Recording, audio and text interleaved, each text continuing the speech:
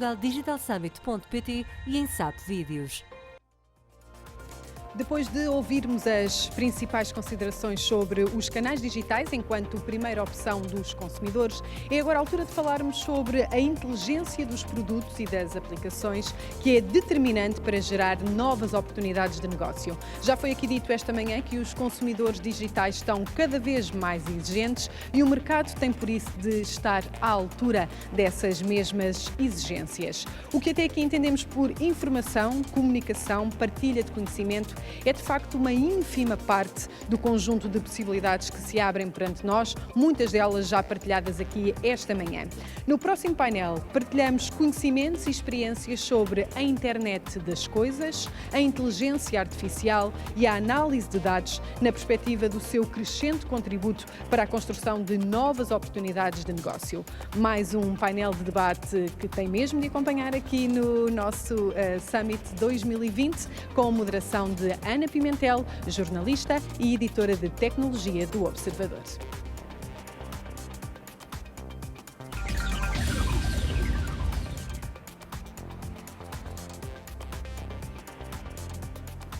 Olá, sejam bem-vindos ao terceiro painel desta manhã. Desta vez vamos falar sobre a revolução dos dados e das novas tecnologias e o impacto que estão a ter também nos nossos negócios e até na nossa vida enquanto cidadãos. Para falar sobre este tema temos connosco a Lénia Mestrinho, a diretora executiva do Centro de Conhecimento da Nova SVE. Seja muito bem-vinda.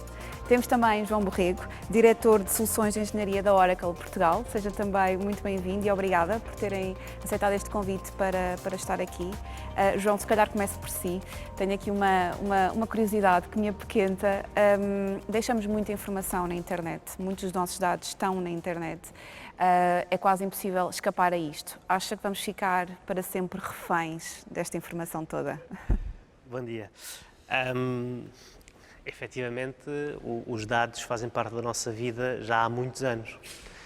Simplesmente começámos a ter muito mais canais onde nós disponibilizamos esses dados. Nós já somos reféns dos dados há muito tempo.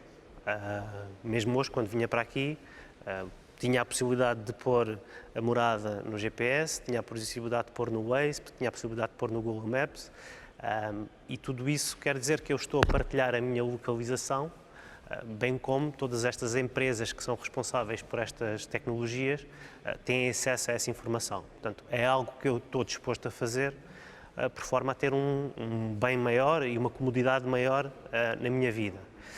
E aí é que entra o desafio, que é até que ponto é que eu estou disposto a ceder estes dados com benefício próprio.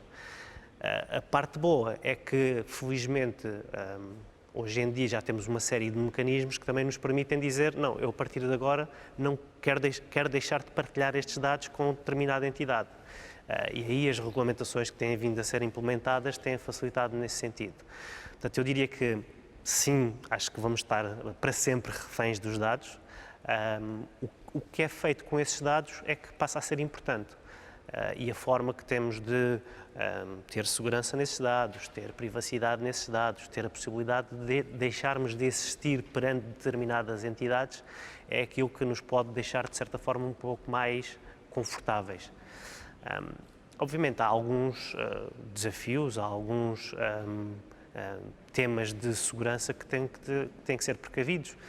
E empresas como a Oracle, que há muitos anos, há mais de 40 anos que trabalha na área de dados, tem vindo, do ponto de vista tecnológico, também a desenvolver capacidades para garantirmos essa proteção individual, essa proteção tecnológica, essa proteção das empresas, no sentido do armazenamento seguro, da partilha segura e, de certa forma, darmos essa segurança não só às empresas com que trabalhamos, mas aos utilizadores que depois fazem uso dessas tecnologias.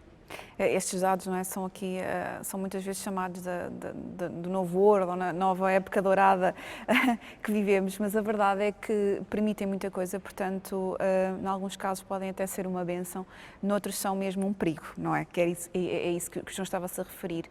Se tivesse que identificar assim os 3 maiores perigos que podemos viver atualmente com a desgovernação dos dados que depositamos online, o que é que acha que seriam? Eu diria que algo que acontece, infelizmente com alguma regularidade, é o uso indevido de dados. E, portanto, dados que foram colocados por nós muitas das vezes sem conhecimento de o termos feito, que são utilizados por terceiros e às vezes da forma menos adequada. Portanto, o roubo de identidade ou o roubo de dados é algo com que devemos ter alguma preocupação.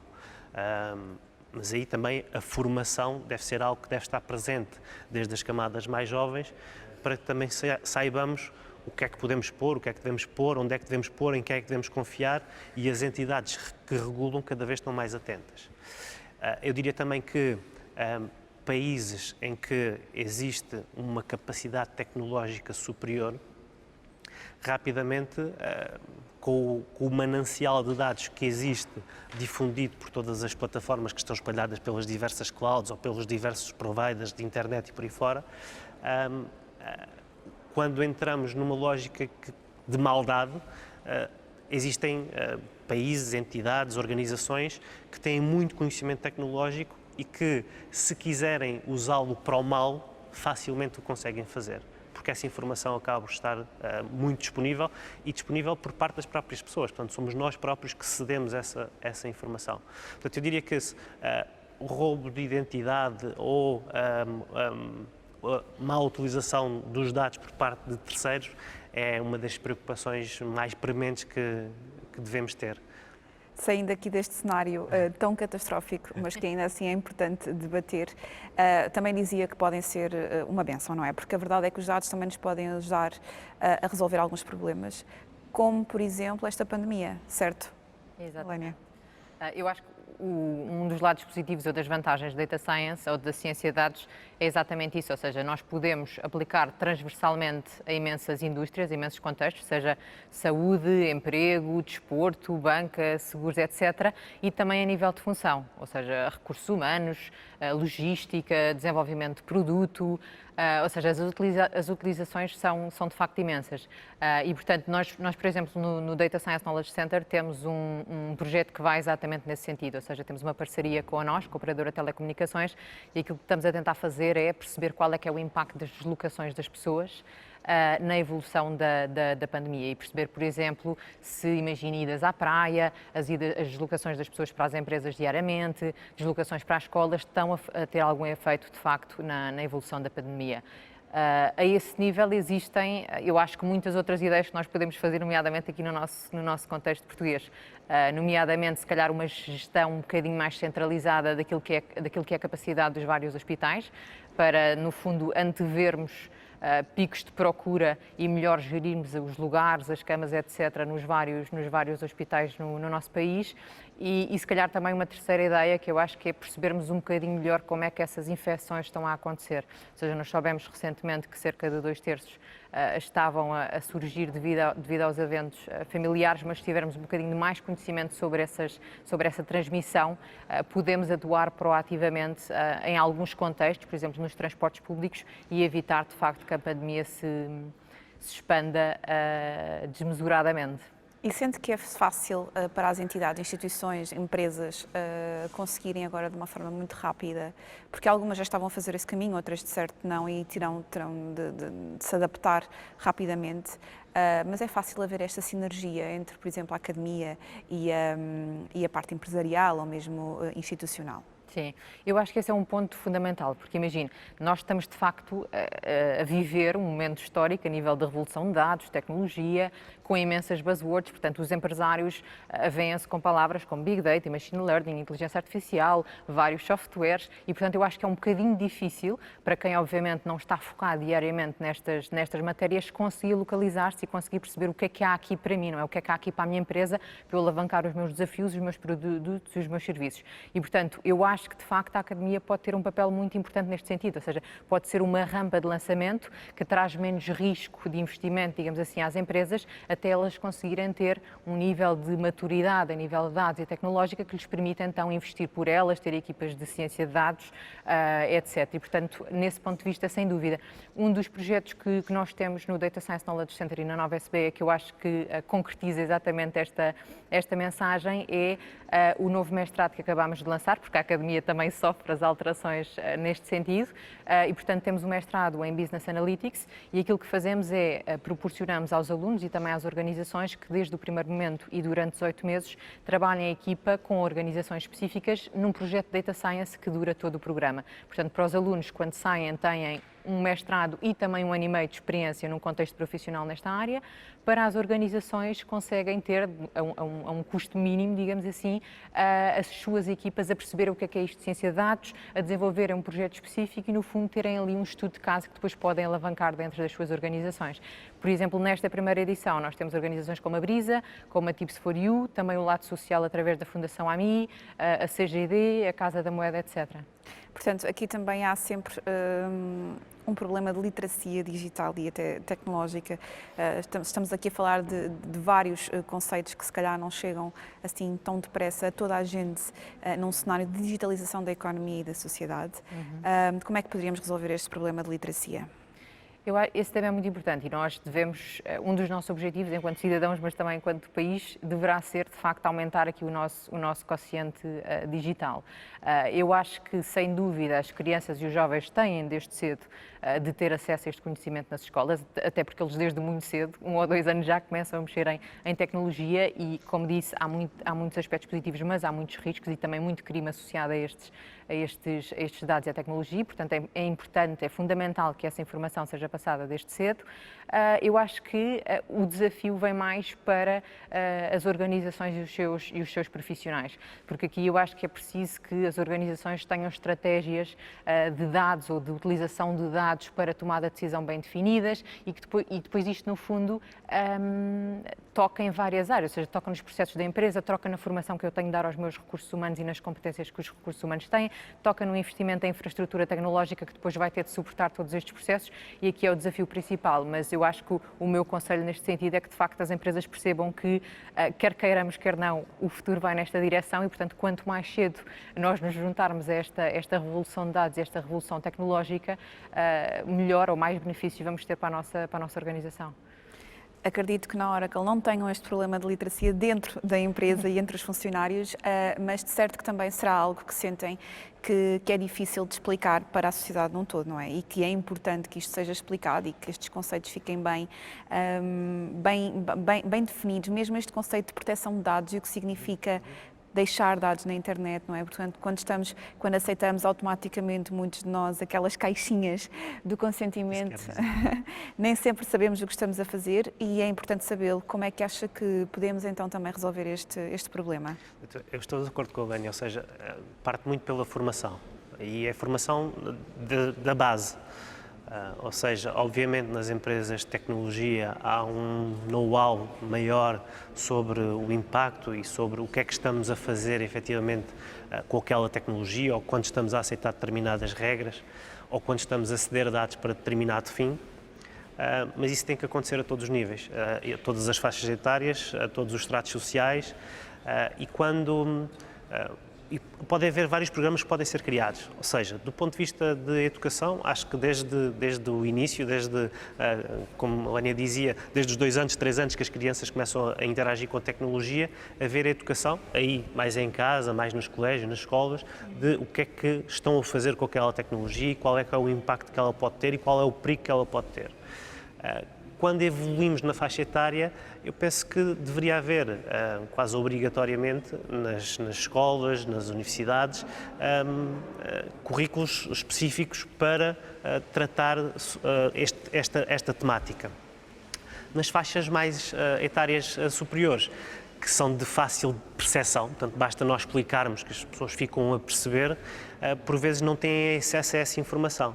E, portanto, aí podem ser feitas campanhas de marketing, podem ser feitos programas televisivos, podem ser feitas algum tipo de campanhas que chegue a todos os estratos sociais e todas as idades, de forma a que não haja tanto aquele preconceito, às vezes negativo, no sentido de não, eu não vou dar os meus dados para isto porque eles querem ficar com a minha informação. Mostrar qual é o benefício, mostrar qual é o risco e deixar ser a própria pessoa a fazer essa avaliação. E, portanto, eu diria que acaba por passar muito formar e formar todos os estratos e todas as idades. o João Barriga é um entendido das tecnologias e dos dados, por isso diga-me, acha mesmo que os dados vão ser capazes de resolver os maiores desafios da humanidade? Historicamente temos provas que assim aconteceu, não é? Portanto, na medicina, se quisermos falar da medicina, tudo o que é hoje a medicina moderna vem com base em dados que depois foram transformados em informação e que posteriormente foram transformados em conhecimento. Portanto, isto já acontece há muito tempo. Portanto, eu acredito é que, tecnologicamente, a capacidade que existe hoje em dia, seja de armazenamento, seja de computação e de trabalho sobre esses dados de forma mais inteligente através das máquinas, acaba por nos dar uma panóplia de utilidade dos dados completamente diferente daquela que existia há 5, 6, 10 anos atrás. E, portanto, nesse sentido, aquilo que estamos a ver é uma aceleração da resolução dos problemas do mundo, não é? E pegando outra vez no exemplo da pandemia, que está na ordem do dia, se calhar há 10 anos atrás nós não conseguíamos ter uma vacina nos próximos 2, 3, 4, 5 anos. E hoje em dia, com o acesso a este manancial de dados e a estas tecnologias de informação, o acelerar do conhecimento é muito mais, acaba por acontecer de forma muito mais eficaz. Nós próprios, a Oracle nos Estados Unidos disponibilizou as suas tecnologias no contexto da pandemia para inserção de dados relativos a medical trials e clinical trials, portanto, à junção de diversos medicamentos, à junção de diversos protocolos de tratamento para doentes com Covid e a fusão desses dados todos associada a um conjunto de inteligências que estão por trás, acabamos por ter resultados que se calhar há uns anos atrás demoraríamos muito tempo a tê-los. Portanto, capacidade de armazenamento, capacidade computacional, segurança nos dados e a disponibilização desses dados por várias entidades vai facilitar, sem dúvida, a resolver grandes problemas do mundo. Não tenho dúvidas disso. Acha que esta pandemia acabou por ser benéfica para a relação entre, lá está também como falava aqui com a Lénia, entre a academia e as empresas tecnológicas e entre o Estado, portanto, para que haja mais esta sinergia de conhecimento que é transferido para onde ele é mais preciso? Sem dúvida que houve, e vimos isso, vários grupos que foram criados, não tanto por parte das empresas, mas a nível pessoal. Ou seja, houve pessoas que viram é preciso juntar aqui um conjunto de inteligência coletiva para tentarmos, em conjunto, conseguir combater esta pandemia.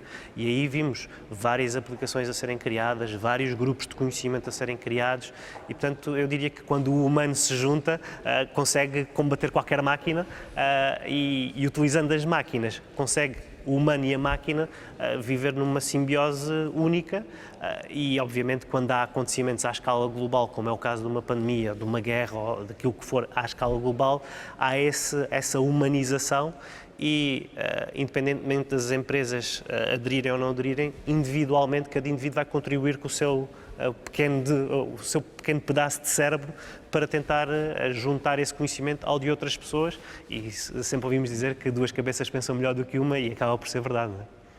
É verdade que a tecnologia se desenvolve muito rapidamente e que às vezes as instituições e até o Estado têm alguma dificuldade em acompanhar o avançar da tecnologia, mesmo até porque isso depois implica enormes desafios, por exemplo, em relação a cursos, a formação, não é? Mesmo em termos de legislação, mas a verdade é que todos temos a ganhar se esta transferência de conhecimento, esta sinergia for célere. Há aqui um aspecto que também é interessante, porque também é um setor que costuma demorar a adotar estas tecnologias e que são os serviços públicos, não é? Portanto, é a administração pública e não sei se concorda, mas talvez a ciência dos dados também pudesse ajudar aqui a melhorar a relação dos cidadãos com os Estados. Sim. Eu falava na transversalidade há pouco e eu acho que isso também se aplica aos setores económicos, ou seja, pode ser aplicada ao nosso setor corporativo, às organizações sociais, mas também ao setor governamental. Nós temos alguns exemplos disso. Um deles é um projeto que temos em curso com o IFP, o Instituto de Emprego e Formação Profissional aqui em Portugal, onde o nosso objetivo é ajudá-los a prever o desemprego de longa duração, ou seja, as pessoas que ficam, ou que com maior probabilidade, ficarão desempregadas por mais de 12 meses.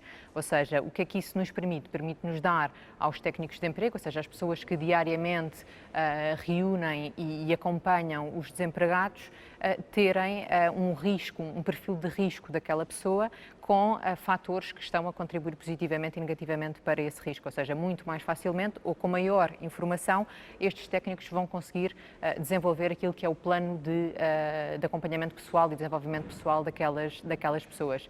Nós testámos já este projeto piloto em 12 centros de emprego a nível nacional. Estamos agora a dar formação aos técnicos a nível geral e vai ser implementado no próximo ano. E o nosso segundo passo, e assim eu acho que se o conseguirmos implementar será de facto transformador, é desenvolver um sistema de matchmaking entre aquilo que são a oferta e a procura de trabalho, ou seja, nós conseguirmos que automaticamente o técnico de emprego tenha acesso a várias intervenções, a várias ofertas de trabalho, consoante aquilo que são as competências da pessoa, o historial da pessoa, os interesses, a sua localização, etc.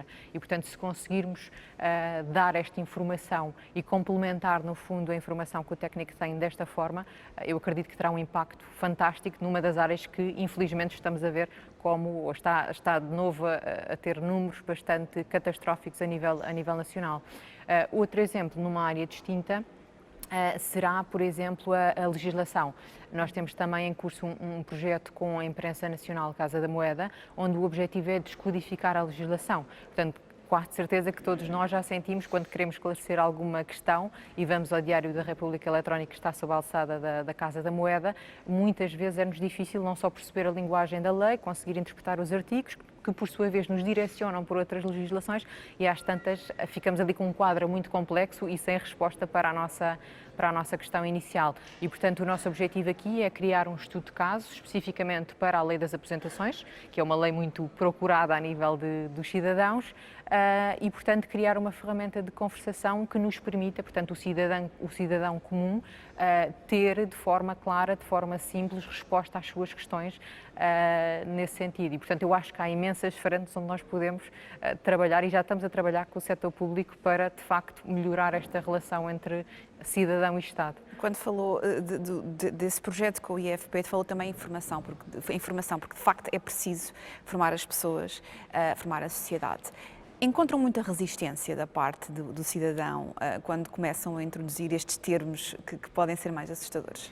Eu acho que o projeto que nós temos com o IFP é um exemplo fantástico disso, porque eu acho que ao início, obviamente, há um bocadinho de resistência, porque as pessoas não conhecem e todos nós, quando desconhecemos algo, temos este tipo de sentimento, mas à partida que explicamos, à partida que fica claro o valor que vai ficar acrescentado, eu acho que a colaboração flui e surge, neste caso, com toda a boa forma que nós vemos. Aliás, nós brincamos até e dizemos que neste momento os nossos parceiros do IFP já podiam integrar a nossa equipa de cientistas de dados, porque já estão habituados aos conceitos, já sabem o que é as várias fases de um projeto de Data Science, quais são os riscos, o que é que temos de assegurar e, portanto, essa aprendizagem on the job, digamos, a aprendizagem com um projeto específico, eu acho que faz muita falta, porque no fundo nós materializamos ou ajudamos as pessoas a materializarem no seu contexto específico, no seu departamento da sua área, como é que os dados de facto podem ter um papel importante e ajudar-me a fazer aquilo que eu tenho de fazer todos os dias. Obrigada, Alénia. João Borrego, como é que nós, outra curiosidade que tenho, como é que nós podemos assegurar, nós cidadão comum, portanto, podemos assegurar que aquilo que fazemos online, portanto, estes dados que deixamos, estas tecnologias que usamos e muitas vezes nem usamos, por exemplo, a inteligência artificial já está presente em inúmeras aplicações e nós nem sequer temos noção disso mesmo. Como é que nós podemos assegurar que tudo o que fazemos será usado a nosso favor e não em prejuízo da nossa vida privada e mesmo até das democracias? Sei que isto é uma pergunta difícil, mas gostava de saber qual é a opinião que tem sobre isto. É uma pergunta difícil, porque, na verdade, de certa forma, temos que confiar, não é? Temos que confiar que a entidade a quem nós estamos a ceder os dados no seu back-office tem sistemas seguros, tem capacidade de armazenamento seguro da informação que eu estou a dar, E temos que acreditar que assim o é.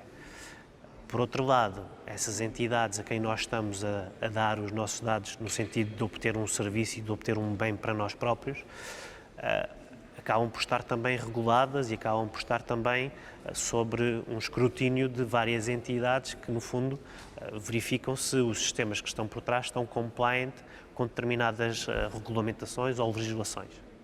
Portanto, eu diria que nós, enquanto cidadão, enquanto consumidor, vamos ter que confiar na entidade a que vamos ceder esses dados.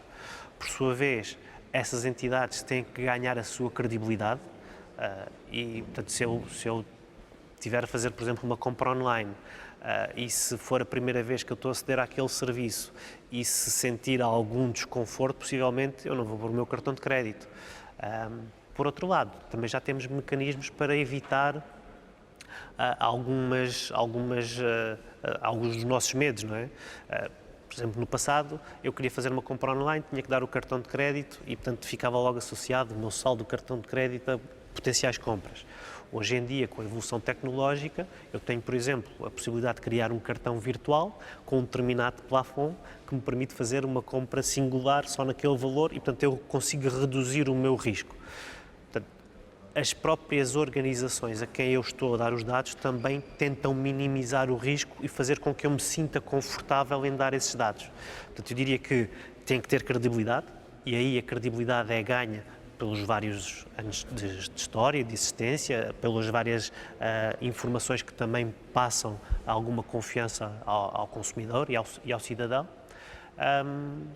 Por outro lado, obviamente, estando a falar de sistemas tecnológicos, há sempre um risco associado de haver uma quebra de segurança, uma falha de informação, Quase tudo uma pode ser fuga de informação. infelizmente, não é? Mas aí temos que viver com isso, ok? Portanto, temos que saber que do outro lado há um trabalho prévio por parte das organizações para se protegerem contra potenciais falhas de segurança. E depois é confiar um pouco, não é? Sim, confiar, mas não podemos apenas confiar, não é? Portanto, tem de haver também essa mensagem da parte das empresas, lá está, que o sistema é credível e que as pessoas podem estar em segurança e informadas, que é aquilo que também temos estado aqui a conversar. Se pudesse, João, usar a ciência dos dados para resolver um só problema no nosso planeta atualmente, qual é que seria? Atualmente acho que iríamos para o óbvio, não é? Que é finalmente termos um tratamento ou uma vacina para conseguirmos controlar uma pandemia que está vigente. Acho que neste momento esse será o maior desejo de todas as pessoas para começarem a ter uma vida de novo mais, digamos, normal. Mas eu diria que os sistemas de informação, o trabalho com os dados, a informação que foi criada, o conhecimento que está a ser criado, vai não só permitir que consigamos com sucesso combater o momento em que vivemos do ponto de vista de saúde pública, mas também precaver-nos para futuros momentos que possam vir a acontecer. E, portanto, eu acho que estamos num momento único histórico em que vamos ter a aprendizagem daquilo que está a acontecer, vai sair nos livros. Exato, vai ser estudado e vai ficar para a história. Vai ficar para a história portanto, acredito que todas as organizações tenham esse pensamento de como é que posso ajudar no sentido de resolver esta situação. João Borrego, Lénia Mestrinho, muito obrigada por terem estado aqui connosco no Portugal Digital Summit a conversar sobre esta revolução dos dados. Da minha parte é tudo. Obrigada por nos terem acompanhado esta manhã. Obrigada também à ACEPI por me ter feito o convite para estar aqui. Tenham um bom Portugal Digital Summit até ao final da semana e até à próxima.